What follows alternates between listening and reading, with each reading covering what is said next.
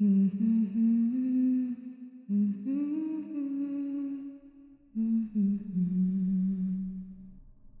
to Silver Slumbers, a channel dedicated to help you get those restful Z's that you truly deserve. If you could please hit that subscribe button and help me reach 1,000 subscribers by the end of the year, it will honestly make me smile. Enjoy the video. Warning, some of these videos contain graphic content. Listener discretion is advised.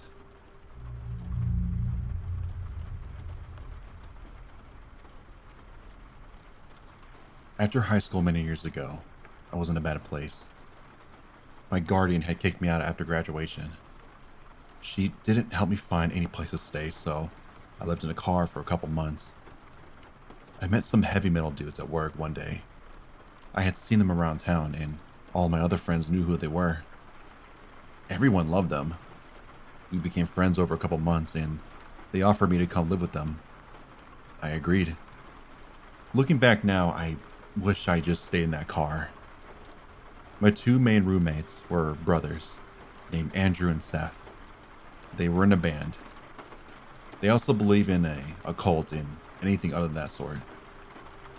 I never really believe in that stuff, but I'm not one to tell someone what they should believe or not. They had let me live with them rent-free for several months, so who was I to complain? Being the only female in the house full of young men, I was always looking over my shoulder. You never know who you can trust.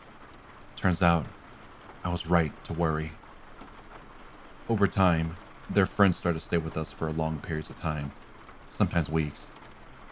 Their friends were other groups of brothers that they had gone to school with. There were 5 brothers in total, but only 2 of them stayed with us consistently. The younger brother, Mark, was very polite, cleaned up after himself, and always helped around the house doing chores.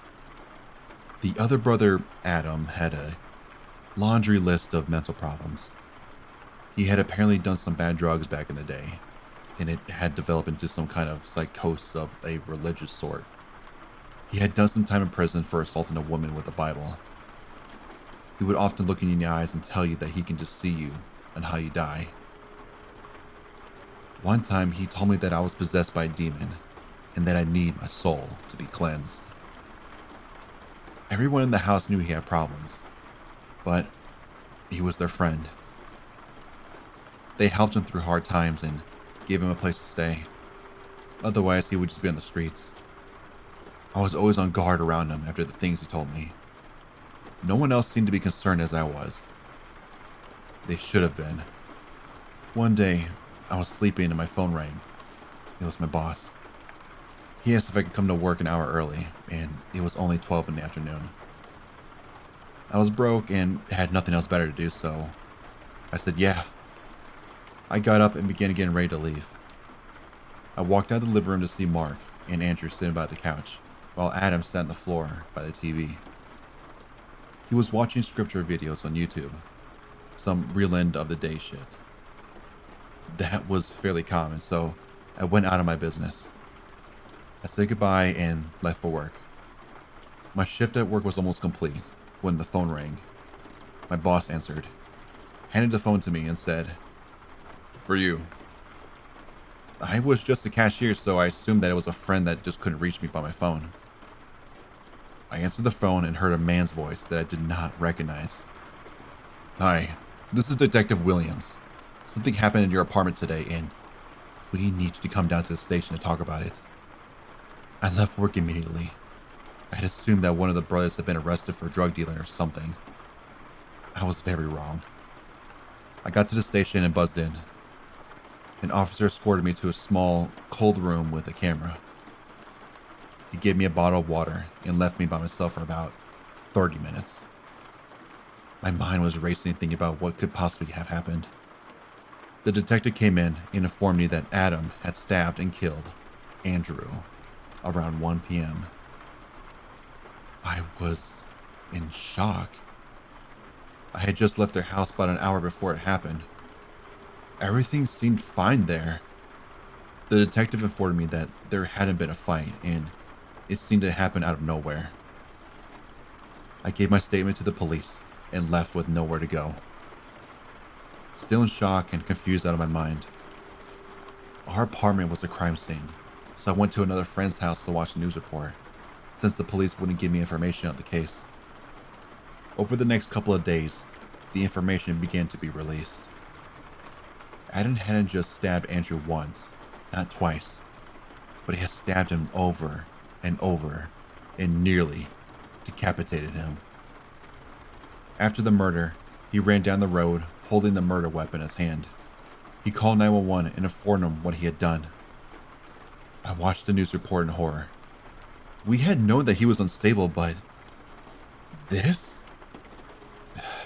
He had fully confessed to the brutal murder and provided police with his notebook. He had apparently been planning to murder all of us, his brother, my roommates, and me. He thought we were all possessed by demons, and that this was the only way to free us. Luckily, none of his other intended victims were there that day. Mark unfortunately witnessed the murder, but he luckily escaped. If I hadn't gotten that call from my boss, I wouldn't be alive today. So, to the man who brutally murdered my friend and wanted to murder me, let's not meet ever again and burn in hell.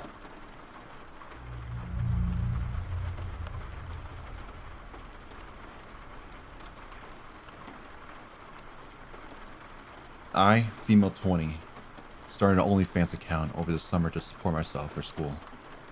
And things were great until I posted my Amazon wishlist. Amazon doesn't release your address to people who gift you items, but third-party sellers can. And that's where I went wrong. By the way, I'm not trying to promote it here, but this is a very frightening story and I felt that it needs to be shared. In late July, I got a puppy. One night around 2 in the morning, I took him outside to go to the bathroom. While he was doing his business, I did notice something parked outside of my family home.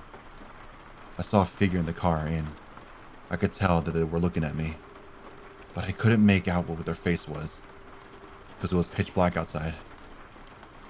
Feeling a bit uneasy, I picked up my puppy to take him back inside, and when I started to move, the car parked in my driveway. I sprinted back inside and locked the door, but they never approached my house.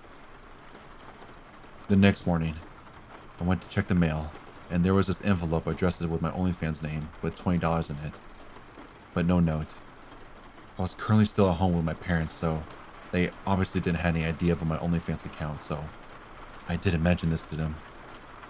A week later, I moved back to my college town to get ready to start school. At this time, I had stopped posting for a while until I could figure out how they got my address. I have watched enough crime shows to know that there was a possibility that I can be in danger. I live in a duplex with a gated parking lot, for reference. One morning, I was planning on vlogging my trip to Target because I was planning on starting a YouTube channel in the near future because OnlyFans just felt unsafe. When I got to my car, it has been ransacked and my vlogging camera was missing. I know it was my fault that I left it in my car, but I was using it the night before, and since I would live in a gated area, I didn't think it would be unsafe. And it wasn't in plain sight either. I hid it in the glove box, and I used that camera to film my content, if you know what I mean. And the SD card was in there that had all my unreleased photos and videos. I know they stole it just for the SD card. Anyways, this is where the story gets weird. There were cameras outside the parking lot, so they were able to watch this person break into my car and find the camera. They didn't touch any of the other 7 cars in the lot, so they knew which car was mine, which suggested that they'd been watching me and following me around for a bit. After they got the camera, they walked around the duplex until they stopped near my window. My bedroom faces the outside street, and my blinds were broken so it could easily be seen in. I have a curtain, but it doesn't cover my window all the way. This person watched me sleep for an hour. I have no idea why they didn't break in, but thank God they didn't. This person then sold the camera to a pawn shop, and since I knew my serial number, the police were able to find it. However, The SD card was still missing. I believe the police are still trying to track him down, but I have broken my lease and moved to a new place, so hopefully that will keep me safe. And hey, guy who terrorized me in my home, in my apartment, and stole my camera, let's not meet.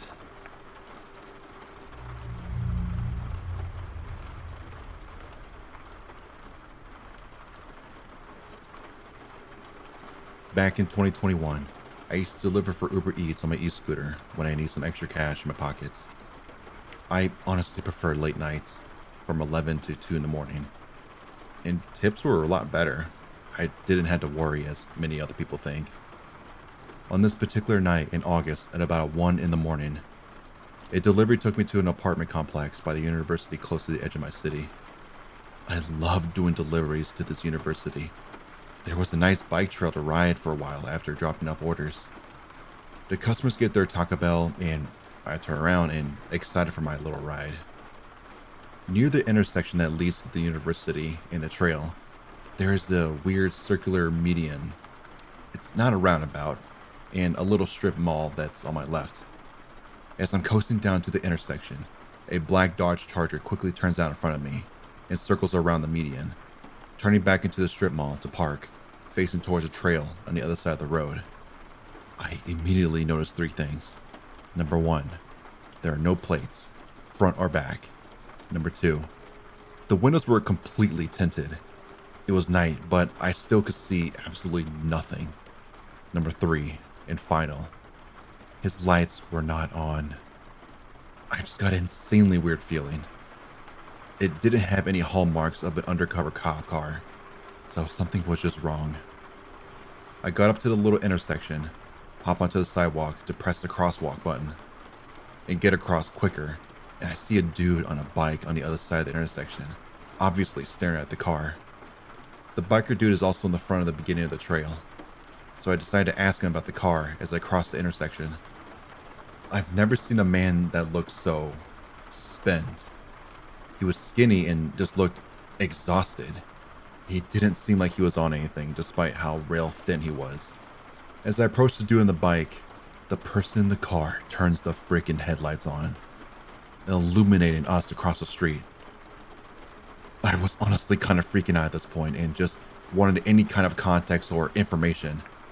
He told me that the man in the car had been following him for weeks now, and that he didn't know what to do as well.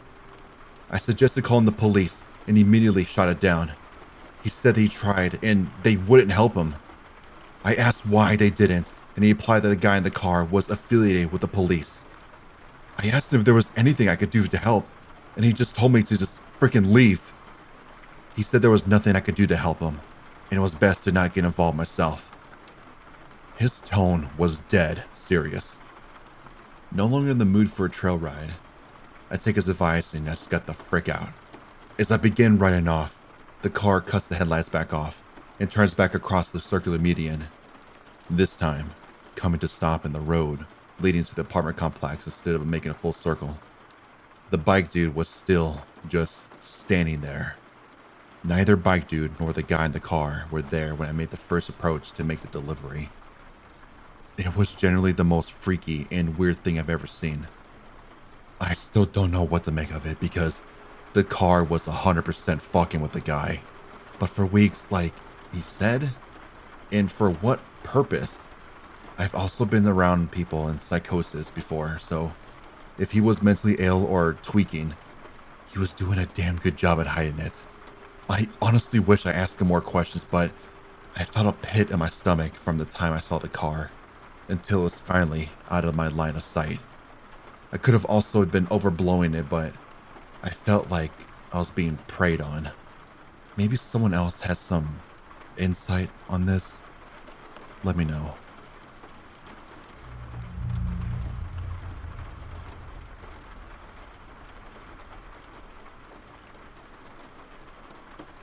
Meet Jane. I don't know much about Jane except that she's from a small town and that she moved here with her friends and a boyfriend for university. When I first met Jane at a pub, I thought she hated my guts and she always gave me these nasty looks, and when my friends tried to approach her friends, she'd be rude to me. Jane is pretty. Like, very, very pretty. Like, every guy in town has a thing for her. But Jane's boyfriend is absolutely insane, to say the least.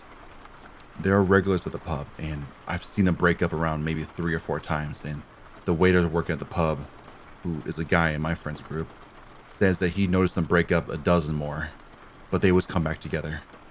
A couple of months back, I had just finished with my gym, and I showered, when my mom called me and asked me about this pub, and how the food was there. I told the food there was to die for, and she said that my stepdad and her were on their way there. I told them that I would meet them there too because I was dying for some hot wings and a burger.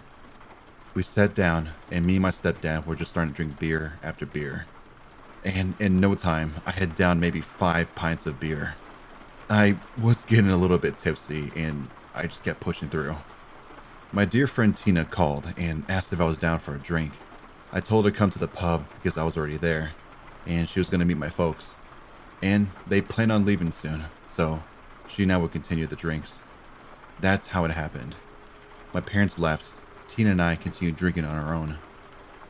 The pub was closing, so Tina decided to go to the bathroom, and I walked with her inside to see if I could get another pint. We stumble upon Jane. Jane starts talking to Tina, and I realized that they actually knew each other. We all sat down to comfort her because she was a crying mess. Her boyfriend and her were done for good, and she revealed that she was actually being abused by him, mentally and physically. I really felt bad for her, so when she rested on my shoulder, I just let her.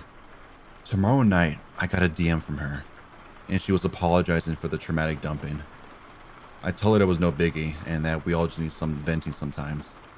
We continued chatting, and she consistently goes between that I can't text you and then texting me again to don't text me and text me first when I don't. Keep this in mind. This was like 2 days since that interaction. One drunken night, she texted me to come meet her, and it was around 2 in the morning, and I had my little cousin over. The whole night we watched movies, and he had fallen asleep, so I declined her offer. Also, I feel a bit weird for me just to hang out with her completely sober while she can barely see. I don't know, that is just weird for me. The next day, she sobered up, and I agreed to meet her for a hangout. We hung out for a while, and she was fun to hang out with. I did like her, and I worried about her and her ex. Soon enough, her leech of an ex left town, and he was never really interested in uni, just being close to her. On one of our dates, she revealed to me that she started to realize that she had feelings for me, and that's when she broke things up with her ex, resulting in him physically attacking her. One day, we had a date at her place, a little study date. After we finished studying, we relaxed on the couch and ended up making out. I went home and we continued to talk about it, even exchanging photos. You know, those photos. And then we hooked up the next day. Now, I'm a person who likes my alone time, so sometimes I just want to chill in my house and not be with anyone. And she did not like this idea. Whenever I want my me time, she starts spamming me with calls saying that she can come over and we can hang out, and that she was saying that she'll stay silent and I'll just be alone. In my opinion, this kind of defeats the idea of being alone. She threatened me that if I don't pick up the phone, she would never talk to me again. This is where I snapped, and I told her that her lukewarm at best manipulation tactics would not work on me, and to not contact me ever again. She flipped out and came to my part of town, hanging out and waiting for me to come out. I told her. I begged her a million times to not come to my house, but she simply said, "Nah, I'll pass." And she proceeds to come over anyway. I literally felt so disrespected all of a sudden, that I had no value in life. When she texted me, "Come out, I'm here," I text her, "Nah, I'll pass," and stayed home. Now she's following me everywhere I go. It's been months and I'm dating the girl of my dreams, but it has not stopped her from being in my shadows. She learned my routine when I go to the gym, when I'm at practice, etc. And she never fails to show up or drive parts where I'm at. My stepbrother reviewed the security footage from our house, and we counted her car driving past my house at least 14 times a day. I still get texts from her daily, even though she's blocked. She gets wasted and spams me with messages on WhatsApp that she deletes later. My beautiful current girlfriend is absolutely livid with this chick, as she would not leave me alone. I do not fear for my life, but I have warned my friends that if I die, it would not be an accident or suicide. She's literally in my shadow. I constantly have to look behind my shoulder to see if she's behind me.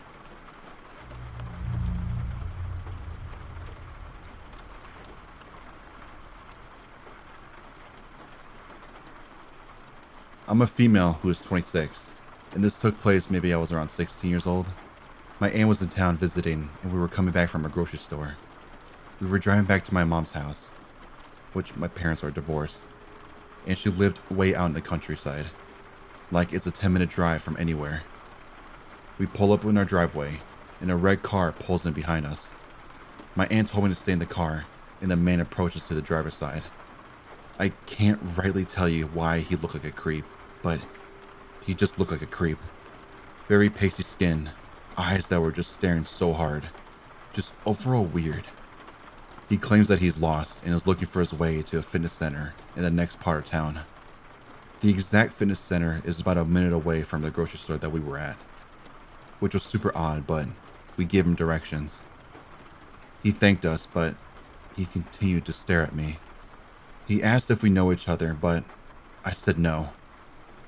He gives me his name, and I, again, repeated, no, I do not. A couple of seconds of awkward staring, and he asked me what my name is. Well, being an idiot and feeling anxious, I told him. That was a mistake. He confirmed that we don't know each other. Oh, really? And heads back to his car, and we watched him leave. Now I'm really thinking about it, I don't know why my grandma didn't step in and tell him to go away. My aunt and I agreed that was very strange, but we shook it off and just take the groceries inside. From where we parked, we have a little windy path behind the house to the back door. My aunt goes outside to grab the rest of the groceries, and I settle on the couch in the living room and looked outside. My aunt comes upstairs and said the guy was almost at her door and claimed that he forgot the directions. My aunt curtly told him, right, left, then turn right, and told him to leave. The directions were truly that simple when falling down the main road. I'm freaked. She's freaked, but we never saw him again. A month passes and I'm chilling at my dad's house and posted something like, I'm bored at my dad's house. Who wants to chill? On Facebook. And guys, always set your page to private. Several minutes later, I get a message from the same guy, asking if I wanted him to come over. I'm home alone and understandably terrified. I immediately blocked him and told my dad, who goes to one of his cop friends to see if there's anything to dig on this guy. Well, this man was kicked out of a local university for stalking, and had 2 other counts of stalking on top of that, and a restraining order. Yikes. Another month goes by, and I'm in a study hall with a friend, and he's telling me about this guy who was stalking his older sister. I don't remember the specific details, but it was definitely the story of the same guy who was being stalked. The craziest part was that this stalker almost drove the girl's brother off the road in an attempt to get him to pull over. Once pulled over, stalker jumped down and was making his way to my friend's vehicle, with my friend noped right out of there.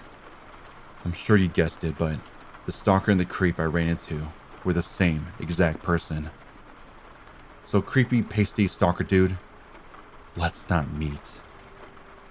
Update. Follow me posting this. I decided to reach out to a friend whose sister was stalked.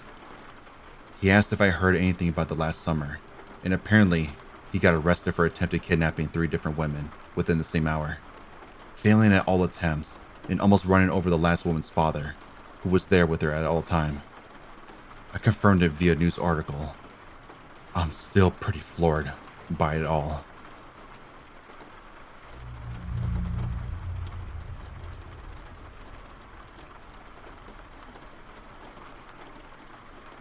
A bit of background information. I'm 18 years old and this happened last year. I moved to Brisbane and started working full-time as an automotive shop worker. I was the office manager. After around 6 months working at this place, I started to notice the phone was ringing a lot, but whenever I answer, the other end would just say nothing, and then hang up after a few minutes. This would happen around 3 or 4 times a day. After about 2 months of that, I started getting letters at work addressed to me with my full name, which was considered odd, and I was the only first name basis with a lot of clients. All the letters stated that we were meant to be together, and how he didn't want to hurt me and he would just want to look after me. When the 4th letter arrived, it turned violent, saying that he was angry that I wasn't responding to his letters, and that he was taking me to get married and have his children. I called my mom, and we decided to call the cops after work. We laid a complaint with the police, but there wasn't much else they can do. The next day, things became rather serious, as letters now began to appear on my doorstep, saying that I'm now dead for going to the cops. Had a bit of a breakdown, went back to the police, and was put on high alert as they truly feared something bad was going to happen. A couple of days went by, but nothing happened. After a couple of days, I started to notice my bra and underwear started to go missing off the line. Cops didn't think it was the same guy. A week later, after going to the cops, I received another letter this time, which included photos of me sleeping, and then describing in detail how he was planning to unalive me. I am almost at the breaking point. We placed a wooden block on my window so it couldn't be opened. Cops decided to patrol the area the following night. The following night, I hear a massive bang on the outside window. I look outside to see him standing on a ladder. My bedroom is on the 2nd floor. I looked out the side of the window with a knife in my hand. I started crying and screaming that he was trying to get into my window. Mom comes into the room and calls the cops immediately. The creepy stalker runs off. Even though I was on high alert, it took the cops about an hour and a half to get here, and by the time, he was far gone. It has now been 7 months since the last incident. I'm still living in the same place, and the cops never found out who it was. Thankfully, I've never received any more letters, and my window locks now, and no longer can be opened from the outside. I have received a call from my mother that someone broke into her workplace, and all the letters that was given to me was now all over in her workplace.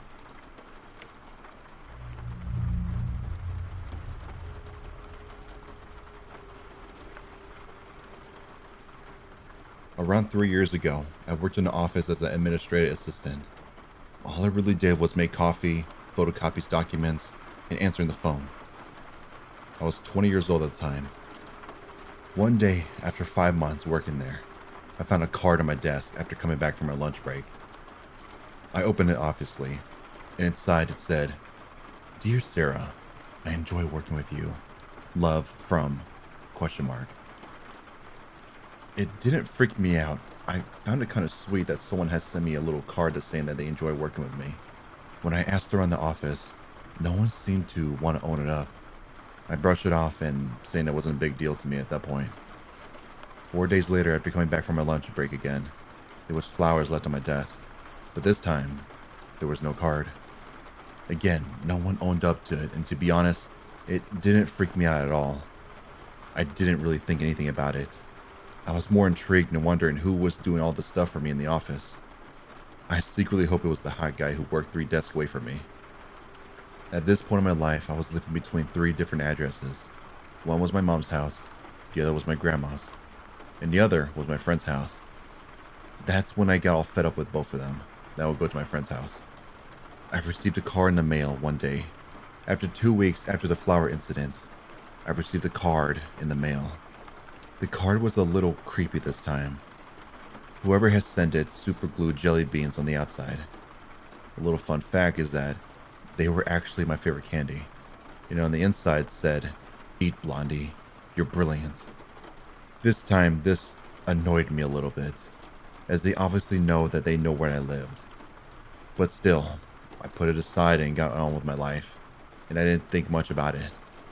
3 days later, another card appears in the mail, but for me, this time, it didn't have a stamp, so it must have been delivered by hand. But the thing is, it was delivered to my grandma's house. This time, the card was actually written cut out letters from a newspaper, like you see in those creepy stalker people doing in movies. It read, "Dear Blondie, You have amazing legs. Remember to smile. Okay, I was creeped out at this point. Whoever must have been doing this must have been following me around because I've been giving them at every address I've been living at. Whoever this person was, they just kept sending me cards. The cards became extra creepy to the point where I would feel sick waking up in the morning to find a card addressed to me. They had started drawing pictures of me in the cards.